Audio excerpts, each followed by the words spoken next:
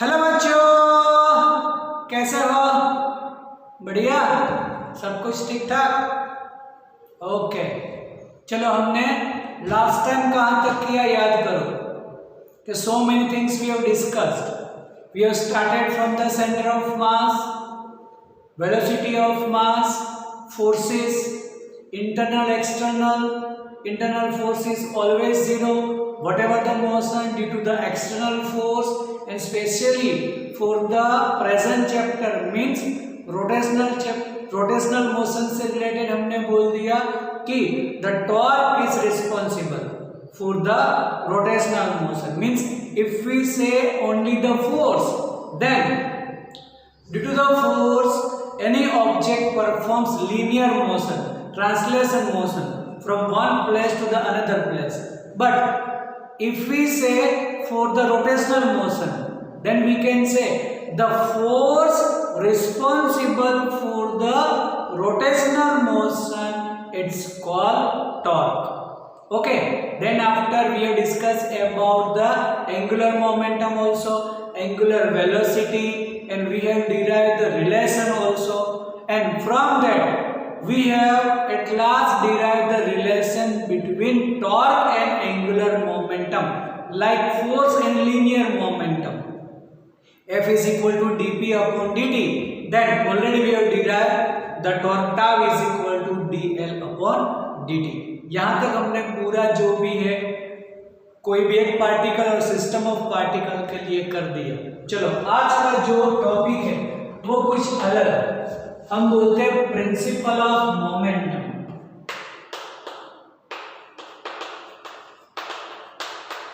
Principle of moment.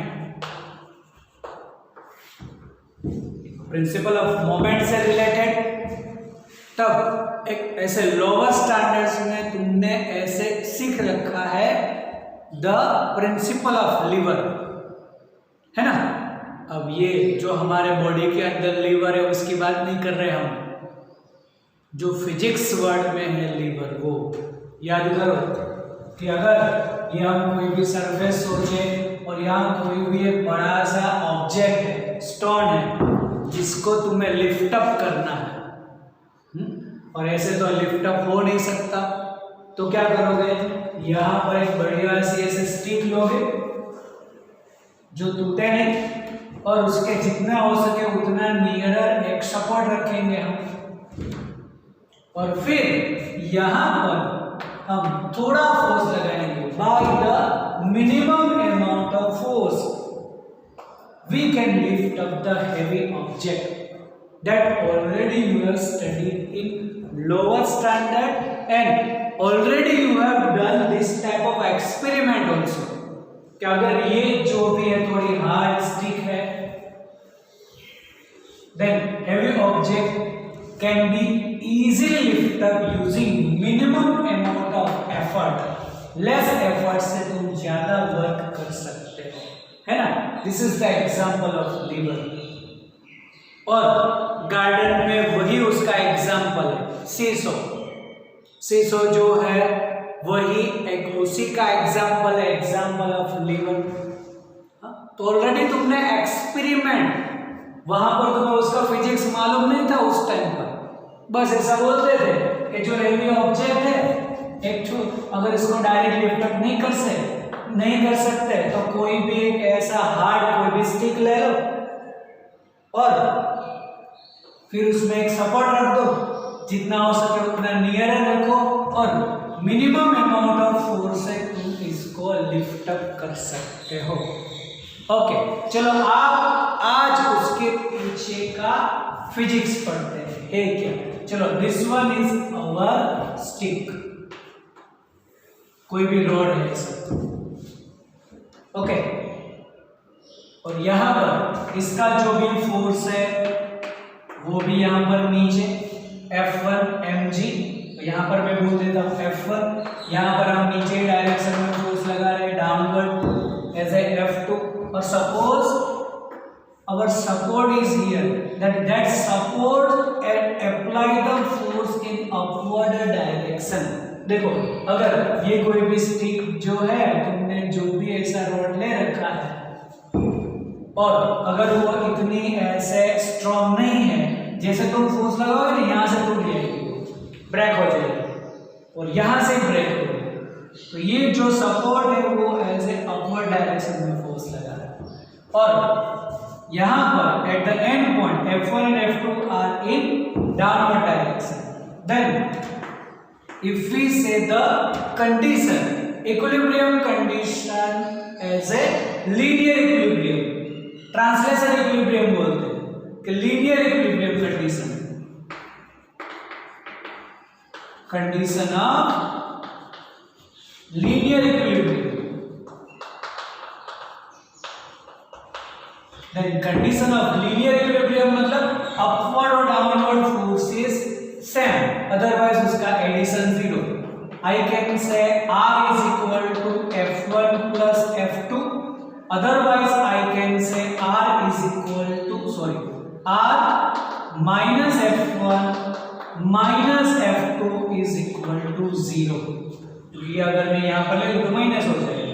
Then I can say for the equilibrium condition, for the linear equilibrium, I can say the sum of all forces should be 0। Upward अगर मैं positive लूँ तो ये downward negative लेना पड़े, अगर इसको मैं पॉजिटिव लूँ तो ये नेगेटिव लेना पड़े, इसको इस साइड ले आओ तो वो माइनस आर हो जाएगा, इन दोनों का इस साइड, तो यही कंडीशन है। लेकिन कंडीशन तो यही होगी equal magnitude opposite in direction R is equal to F1 plus F2, तब ये लीनियर इक्विलिब्रियम में रहेगा। ओके चलो अब इसी में करते हैं रोटेशनल इक्विलिब्रियम की condition. For that, just consider distance d1 and distance d2 from support यहाँ से, तो यहाँ से हम इसका मेजरमेंट ले रहे हैं। तब अगर मैं रोटेशनल इक्विलिब्रियम के लिए बोलूँ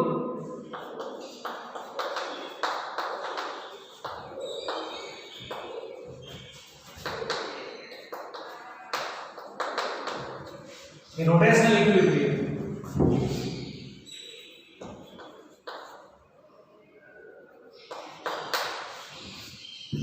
तो फॉर द रोटेशनल इक्विलिब्रियम हमें यहां से मैंने डिस्टेंस मेजर किया तो इसका मुझे डिस्प्लेसमेंट जो है उसका वेक्टर आगे एक्सटेंड करना पड़ेगा, क्योंकि फोर्स यहाँ पर है, इसका मैं यहाँ पर एक्सटेंड करूँ तब दोनों की टेल एक पोजीशन पर आएगी। And then after I can say for the torque R cross F, then I have to rotate my fingers from R to F, ये मेरा R हुआ, ये F, R to F, then the torque is in outward direction। Okay यहाँ पर मैं बोलूँ तो मुझे यहाँ पर इसको एक्सटेंड करना पड़े D2 को, तब दोनों की टेल एक डायरेक्शन में आएगी और यहाँ पर दोनों का एंगल तो 90 है। चलो तब यहाँ पर मैं करूँ तो R to F, R cross F, तो इस डायरेक्शन में रोटेट करना पड़े और ये होगा इनवर्ड, तो ये आउटवर्ड डायरेक्शन और ये inward direction. What I can say for the rotational equilibrium की कंडीशन, क्योंकि टॉर्क की फॉर्मूला होती है R cross F vector term में और मैग्नीट्यूड में होगा साइन थीटा, यहाँ पर थीटा तो 90 है, साइन 91, देन R मतलब D1, I can say D1 F1 is equal to D2 F2, otherwise minus करके 0 कर दो, क्योंकि इक्विलिब्रियम में बोलेंगे टोटल टॉर्क 0, तो ये भी torque equal magnitude opposite in direction, यहाँ पर अपोजिट तो है इक्वल ले लो, it is a condition for rotational equilibrium. अब यहाँ पर अगर मैं F2 को सब्जेक्ट कर दूं, then D1 F1 upon D2 की वैल्यू जितनी ज्यादा होगी देखो उतना ही क्या होगा, F2 कम लगाना पड़ेगा। ओके देन ये जो है ये लेंथ अगर ज्यादा है, then with the amount of less effort lift up the object. This is the principle of moment. अब यहाँ पर according to the textbook ये जो है इसको बोल रखा है कि लोड, तो ये जो साइड है इसको बोल देंगे लोड आर्म, इसको बोल रखा है लोड आर्म। फिर ये जो है वो हमारा effort, then it is effort arm. तो यहां से बोल सकते हैं कि जो भी ऐसे एफर्ट आर्म जितना ज्यादा होगा, using this we can lift up the object with less amount of effort. तो ये हमने इसका पीछे का फिजिक्स पढ़ लिया already, you have done the example in lower standard. इसका एक्सपेरिमेंट भी कर रखा है, थियरी में तो पढ़ रखा है, एक्सपेरिमेंट भी कर रखा है। ओके, तो मिनिमम अमाउंट ऑफ फोर्स से हम कोई भी हेवी ऑब्जेक्ट है उसको हम लिफ्ट अप कर सकते हैं। बस ये डिस्टेंस जितना ज्यादा होगा उतना कम फोर्स लगाना पड़े। और ऐसे घर पे भी एक्सपेरिमेंट करके देखो कि कोई भी हेवी ऑब्जेक्ट है, इसको ऐसे लिफ्ट अप करो और ये जो है उसको थोड़ा दूर लेते जाओ, मतलब ये जो इसको ऐसे तुम जहां पर फोर्स लगा उसके नियर लेते जाओ, तो जितना नियर रखोगे उतना फोर्स तुम्हें ज्यादा लगाना पड़ेगा, और जितना तुम इससे नियर रखोगे उतना कम फोर्स लगाना पड़ेगा। That is the principle of lever. Okay, तो यहाँ पर हमें ये चीज पढ़नी है। इसी के साथ साथ अगर यहाँ पर हम दूसरा भी एक डिस्कशन कर दे कि सेंटर ऑफ ग्रेविटी, जैसे सेंटर ऑफ मास कर दिया as a centre of gravity.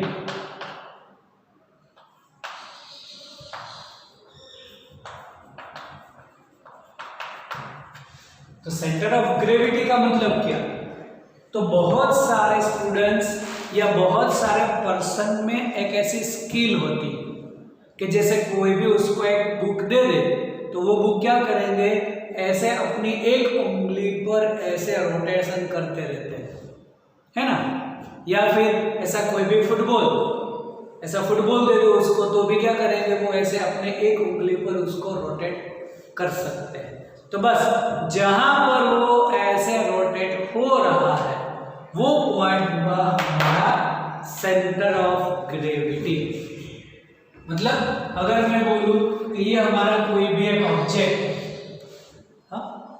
उसका हमें सेंटर ऑफ ग्रेविटी फाइंड करना है, तो अगर मेरे पास कोई भी एक पॉइंटेड पेंसिल है उसको मैं ऐसे यहाँ पर अलग अलग प्लेस पर रखूं तो एक प्लेस मुझे ऐसा मिलेगा कि वहां पर उसको मैं बैलेंस कर सकता हूं। ऐसे अगर ये पॉइंट मैं बोल दूं, ये मेरी कोई भी पॉइंटेड पेंसिल है, यहाँ पर ये बैलेंस हो गया, मतलब pointed pencil apply the force in upward direction. Think about only two particles m1 and m2, then their forces m1g in downward direction here also m2g in downward direction। ये upward देखो, ये forces equal हो जाएंगे, we can say it is rotational equilibrium, ये as it is balance में रहेगा, और it is in linear equilibrium also, क्योंकि उसमें वो लीनियर ऊपर या नीचे भी ट्रांसलेशन मोशन नहीं कर रहा, तो उस पॉइंट को हम बोल सकते हैं सेंटर ऑफ ग्रेविटी। तो for the regular set and regular distribution of mass, the center of gravity at the center of the object। तो तुम ऐसे कोई भी ऐसे बुक घुमा रहे हो उंगली पर, तो जो ऐसे पॉइंट है बुक का के थ्रू वो ऐसे घूम रहा है, बस वो पॉइंट हुआ तुम्हारे लिए सेंटर ऑफ ग्रेविटी। ओके, अब सेंटर ऑफ मास के लिए हमने ऑलरेडी डिस्कशन कर रखा है कि RCM is equal to m1r1 plus m2r2 up to mn rn upon total mass m1 plus m2 up to mn। तो उससे हम सेंटर ऑफ मास निकाल सकते हैं। सेंटर ऑफ ग्रेविटी अलग है, सेंटर ऑफ मास अलग है, but for the regular shape and regular distribution of mass, centre of gravity, centre of mass at the same point. यहाँ पर अगर तुम ये रेगुलर शेप ले लो तो centre of gravity, centre of मास दोनों एक ही प्लेस पर उसमें कोई डिफरेंस नहीं। But for the irregular shape, कोई भी एक ऐसा तुम इरेगुलर डिस्ट्रीब्यूशन या इरेगुलर शेप सोचो, तब वो ऑब्जेक्ट के लिए सेंटर ऑफ ग्रेविटी अलग होता है और सेंटर ऑफ मास अलग। चलो ये कोई भी एक ऐसा इरेगुलर डिस्ट्रीब्यूशन वाला कोई भी ऑब्जेक्ट ले लिया, अब उसका सेंटर ऑफ ग्रेविटी कैसे फाइंड करें? तो क्या करो, उसको ऐसे कोई भी थ्रेड से ये जो भी पॉइंट है यहाँ पर उसको हैंग कर दो, ऐसे कोई भी पॉइंट से उसको हैंग कर दो। जैसे हैंग करोगे वो ऐसे स्टेडी हो जाए तो ये एक लाइन हम ड्रॉ कर सकते हैं उसमें, फिर ये वाले पॉइंट से उसको हैंग कर दो, तो फिर इसकी भी एक लाइन मैं यहां पर ऐसे बोल सकता हूं, ऐसे हैंग कर देंगे तो फिर यहां से उसको हैंग कर दो, देन बहुत सारी ऐसी लाइंस मिलेगी और वो एक ही पॉइंट से पास होगी। तो all lines intersect at the point, this point is called centre of gravity, वो उसका सेंटर ऑफ ग्रेविटी होगा। लेकिन सेंटर ऑफ मास के लिए तो हमारे पास इक्वेशन है, then easily we can calculate centre of मास।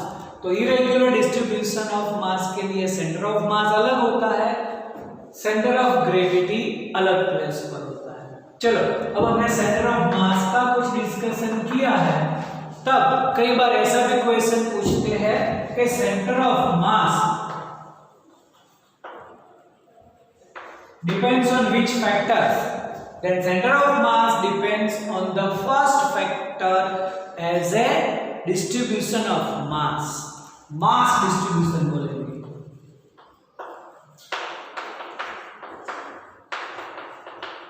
अगर रेगुलर डिस्ट्रीब्यूशन है तो सेंटर पर ही रहेगा, इरेगुलर डिस्ट्रीब्यूशन ऑफ मास है तो सेंटर ऑफ मास जहां पर ज्यादा मास है उस साइड पर थोड़ा शिफ्ट अप हो जाता है। And the center of mass depends on the second factor as a shape of the body.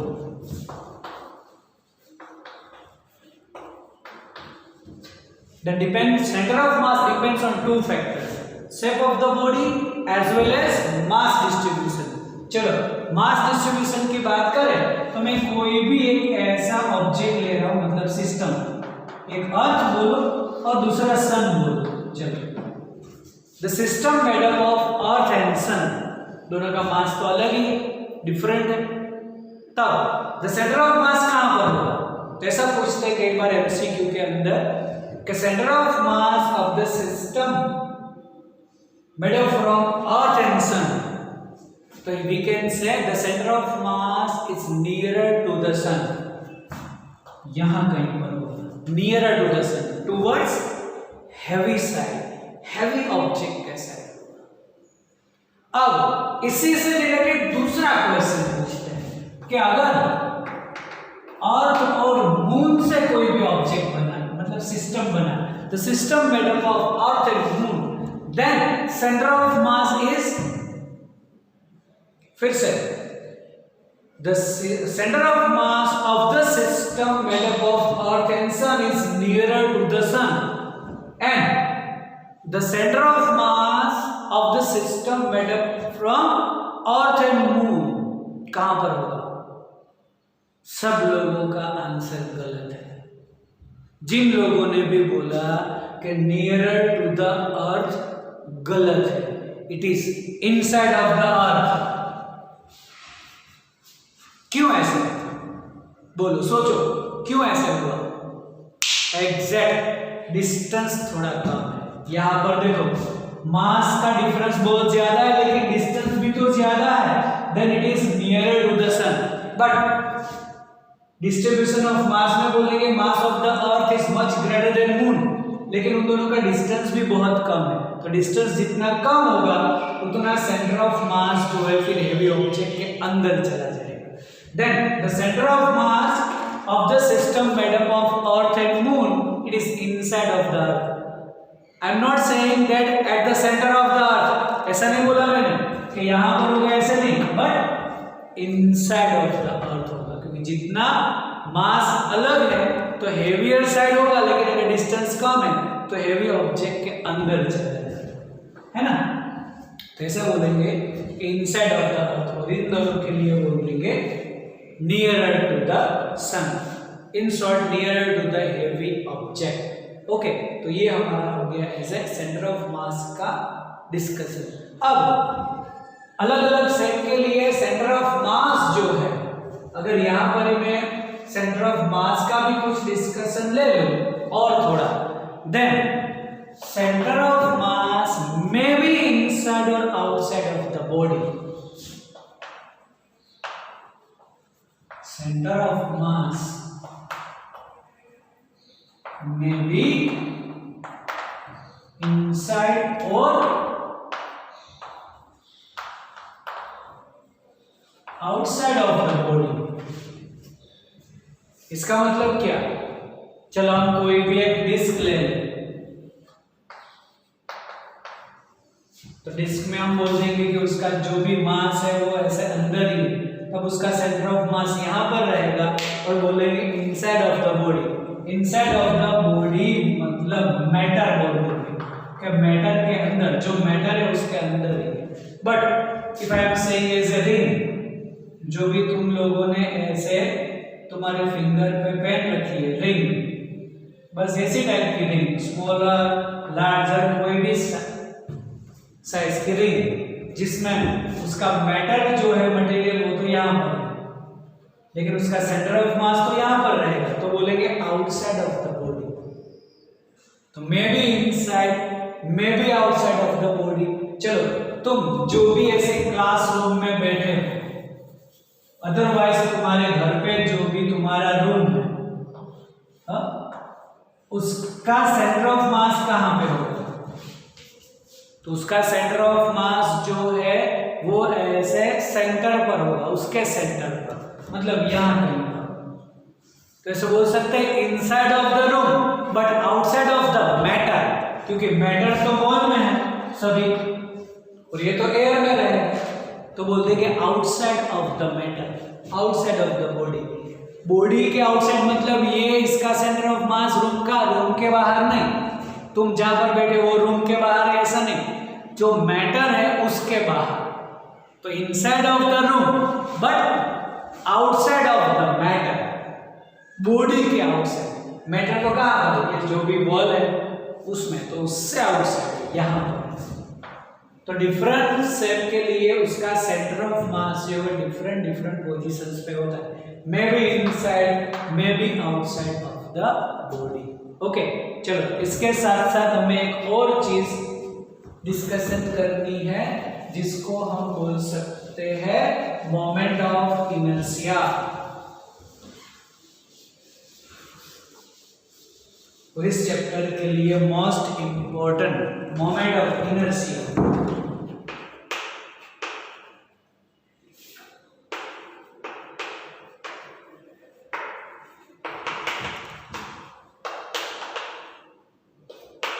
Moment of inertia denoted as I, and somewhat already you have studied moment of inertia in chapter number 5. Only inertia, moment नहीं, वो तो यहाँ पर only inertia you have studied, है ना? And this inertia due to the mass, याद रखो, inertia किसकी वजह से होता है? मास की वजह से। और वो इनर्शिया मतलब क्या आता, हम बोलते हैं टू ऑपोज द चेंज। ऐसा कुछ पढ़ा होगा कि नहीं?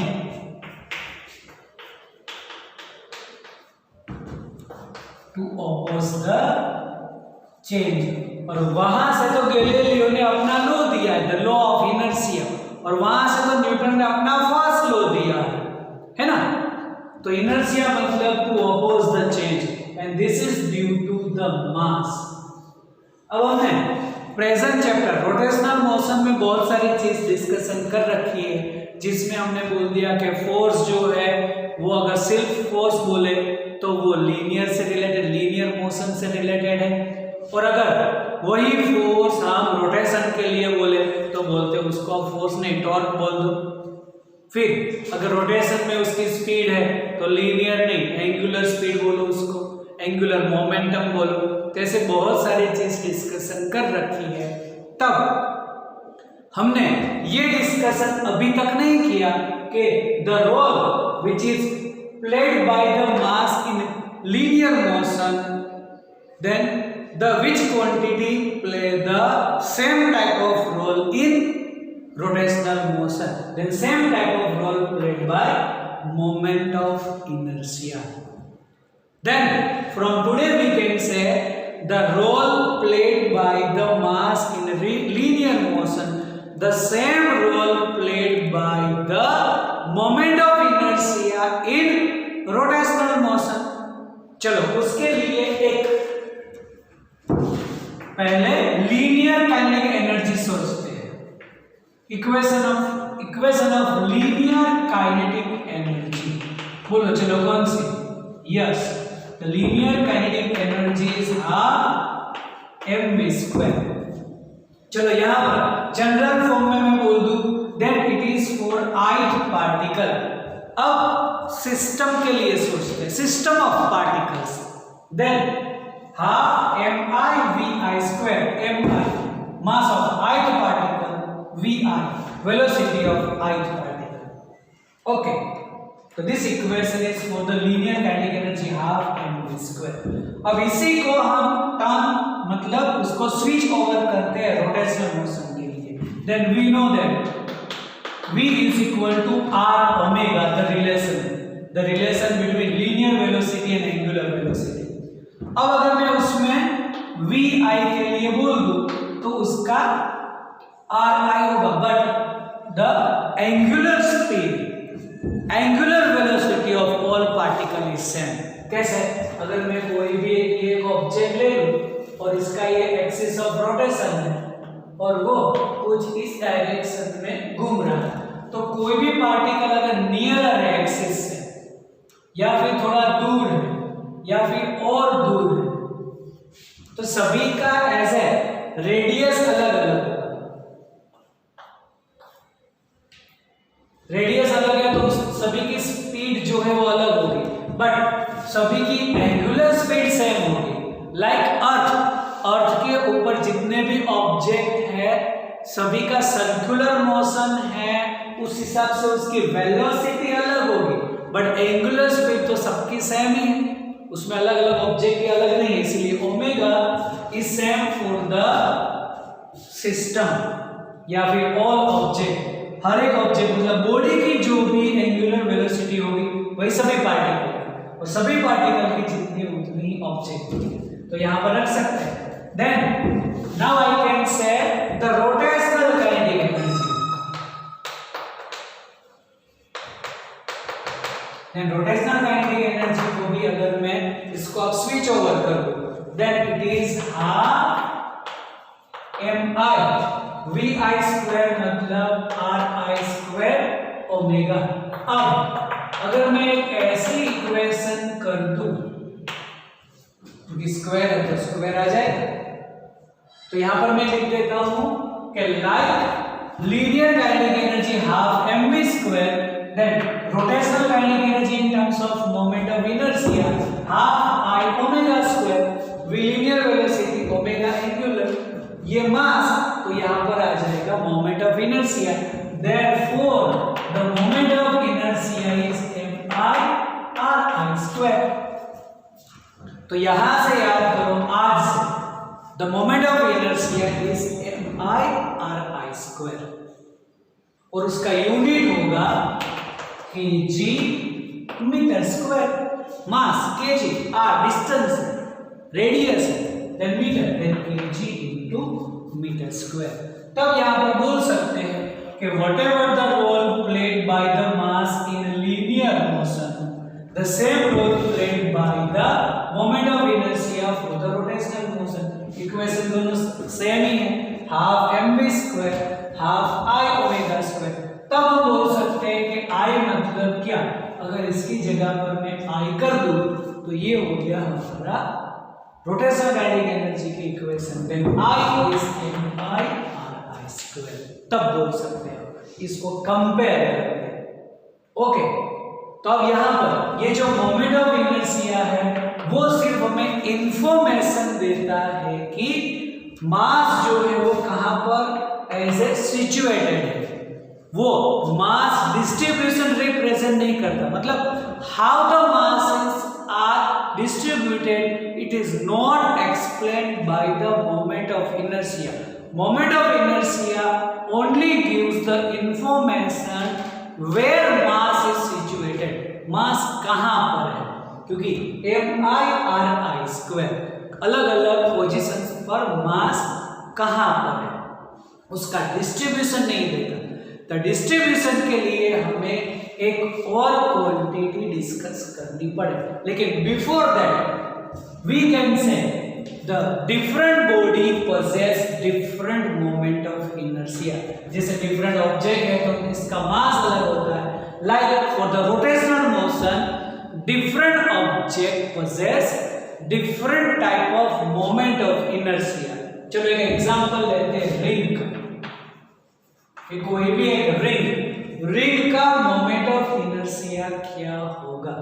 तो रिंग के लिए ये एक equation for the linear kinetic energy, बस यही इक्वेशन अगर हम कर दें तब रोटेशन के लिए हम क्या बोलते हैं, तो रोटेशनल काइनेटिक एनर्जी है ½ I ω²। तब यहाँ पर I हम क्या बोलेंगे, इट इज mr²। जो भी रिंग है, रिंग का रेडियस r है और उसका मास m है, then the moment of inertia for the ring is mr²। चलो ऐसा ही कोई दूसरा एग्जांपल लेते हैं, इसका कुछ ऐसे अलग एग्जांपल है। सेकंड एग्जांपल कि कोई भी ऐसे दो मास है, इक्वल अमाउंट ऑफ मास, कोई भी दो ऑब्जेक्ट, वैसे कोई भी एक लाइट स्ट्रिंग से कनेक्टेड है, इट इज मासलेस स्ट्रिंग और वो कुछ उसकी एक्सिस से कुछ ऐसे रोटेट कर रहे हैं। Then what is the moment of inertia of this object. तो अगर मैं इसकी लेंथ l कंसीडर कर दूं तो ये दोनों का हाफ l/2, क्योंकि उसके सेंटर से वो रोटेट कर रहा है। अब मोमेंट ऑफ इनर्शिया के लिए total moment of inertia it is mr²। तो m r² मतलब l/2² plus m l/2², then m l²/4 m l²/4। Take LCM, same तो है, it is 2m l²/4 that is m l²/2। Then moment of inertia of the two objects connected by the light string I is equal to m l²/2। ऐसे हम अलग अलग object के लिए moment of inertia ले सकते हैं। The different object possess different type of moment of inertia, but it does not give any information about the how the masses is distributed। Mass distribution के लिए हमें एक और क्वांटिटी डिफाइन करनी पड़े, उसको बोलते हैं रेडियस ऑफ गायरेशन।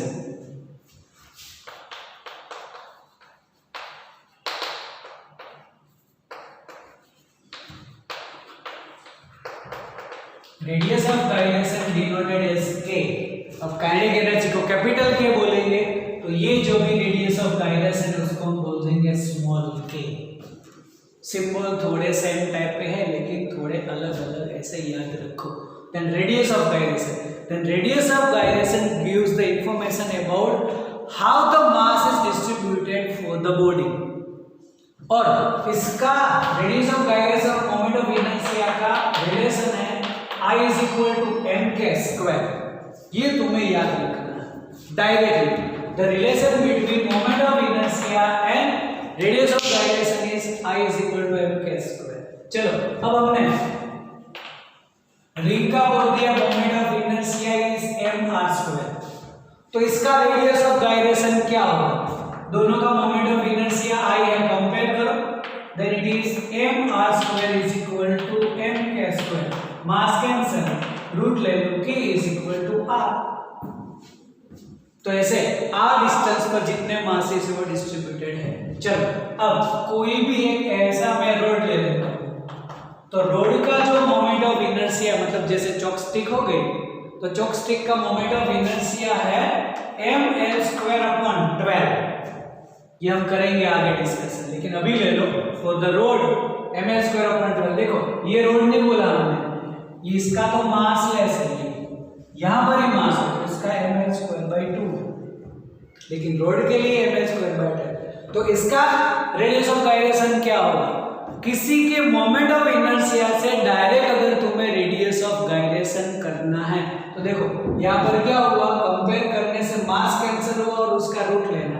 तो यहाँ पर जो भी मोमेंट ऑफ इनर्शिया में उसका मास कैंसिल करो और उसका रूट ले लो, मतलब k is equal to L/√12। This is the radius of gyration.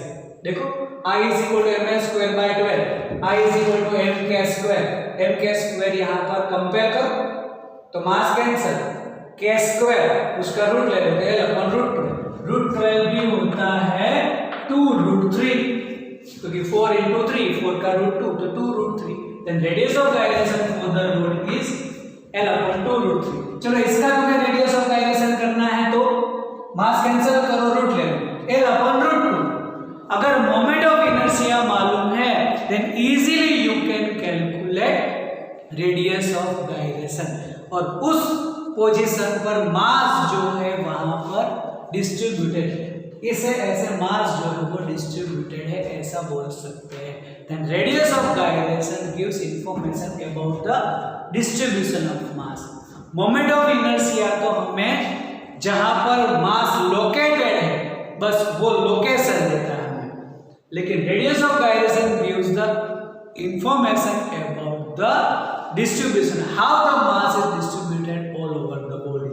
ऐसे अलग अलग का मोमेंट ऑफ इनर्शिया अलग है। तो अब मोमेंट ऑफ इनर्शिया से रिलेटेड हम नेक्स्ट वीडियो में उसका डिस्कशन करेंगे, नेक्स्ट पार्ट में करेंगे। पहले इतना यहाँ तक कर लो, अच्छी तरह से समझ लो, फिर next time we will discuss about the moment of inertia for the different body, सभी के लिए अलग अलग है वो। ओके।